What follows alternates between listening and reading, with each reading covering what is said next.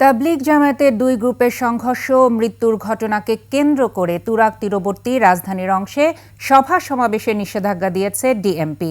এ অবস্থায় মাওলানা সাদ কান্ধলভির অনুসারীরা টঙ্গীর তুরাগ তীরে বিশ্ব ইজতেমা ময়দান ছেড়েছেন। এদিকে সাদপন্থীদের সন্ত্রাসী সংগঠন আখ্যা দিয়ে নিষিদ্ধের দাবি জানিয়েছেন জুবায়েরপন্থী আলেমরা। সাদপন্থী ৩০ আলেমের বিরুদ্ধে মামলার সিদ্ধান্ত নিয়েছেন তারা। বিস্তারিত জানাচ্ছেন দীপু শিকদার। গাজীপুরের টঙ্গীর ইজতেমা ময়দানের দখল নিয়ে মাওলানা জুবায়ের ও মাওলানা সাদ অনুসারীদের মধ্যে সংঘর্ষের ঘটনা ঘিরে তুরাগ নদের তীরবর্তী রাজধানীর ঢাকার অংশে সভা সমাবেশে নিষেধাজ্ঞা দিয়েছে পুলিশ। এক গণবিজ্ঞপ্তিতে এই নিষেধাজ্ঞা জারি করেন ঢাকা মহানগর পুলিশ কমিশনার শেখ মোহাম্মদ সাজ্জাদ আলী। বিজ্ঞপ্তিতে বলা হয়, রাজধানীর কামারপাড়া, আব্দুল্লাহপুর, উত্তরা 10 নম্বর সেক্টর এবং সংলগ্ন তুরাগ নদের দক্ষিণ পশ্চিম এলাকায় যে কোনো প্রকার সভা সমাবেশ, মিছিল, শোভাযাত্রা, বিক্ষোভ পরবর্তী নির্দেশ না দেওয়া পর্যন্ত নিষিদ্ধ করেছে ডিএমপি।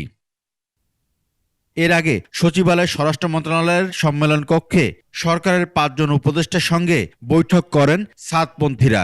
পরে সাদ অনুসারী মাওলানা রেজা আরিফ তুরাগ তীরে বিশ্ব ইজতেমা ময়দান ছেড়ে দেওয়ার ঘোষণা দেন। শান্তিপ্রিয় দল হিসেবে আমরা সেটাকে ছেড়ে দিচ্ছি। মাঠ কেউ মাঠের মধ্যে থাকবে না, সরকার নিজ দায়িত্বে মাঠটা নিয়ে নেবেন। মাওলানা রেজা আরিফের ঘোষণার পরপরই ইজতেমা ময়দান ছাড়তে শুরু করেন সাদপন্থীরা।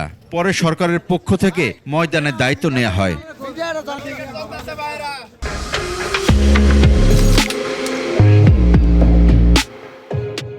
এদিকে সাদপন্থীদের সন্ত্রাসী সংগঠন আখ্যা দিয়ে তাদের নিষিদ্ধের দাবি জানিয়েছেন জুবায়েরপন্থী আলেমরা। স্বরাষ্ট্র মন্ত্রণালয়ের সভাকক্ষে স্বরাষ্ট্র উপদেষ্টা সহ 7 জন উপদেষ্টার সঙ্গে বৈঠক শেষে ব্রিফিংয়ে মাওলানা মামুনুল হক এই দাবি জানান।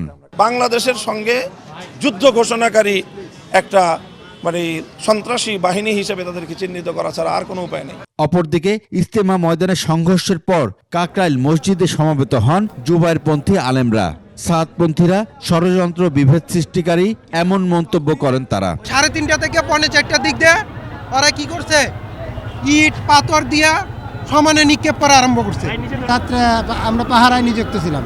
আমাদের সাথে আমাদের কিশোরগঞ্জের 3 জন সাথী মারা গেছে। মনসুর ওয়াসিফ, মুয়াজ বিন নূর, ওনাদের নেতৃত্বে এই সাদপন্থীরা আমাদের এই সাথী ভাইদের উপর অতর্কিত হামলা করছে। পরে সাংবাদিক সম্মেলন করে সাদপন্থীদের বিরুদ্ধে মামলা করার সিদ্ধান্ত জানানো হয়। 30 জনের মতো আমরা নাম আছে, যার মধ্যে 10 জন উল্লেখযোগ্য। আমরা তাদের বিরুদ্ধে আইনানুগ ব্যবস্থা নিব এবং সরকারের কাছে আবেদন করব এদেরকে যাতে এখনই অ্যারেস্ট করা হয়। ইজতেমার জন্য সাদপন্থীদের ময়দান বরাদ্দ না দেওয়ারও আহ্বান জানানো হয়। দীপু শিকদার, 21 টেলিভিশন, ঢাকা।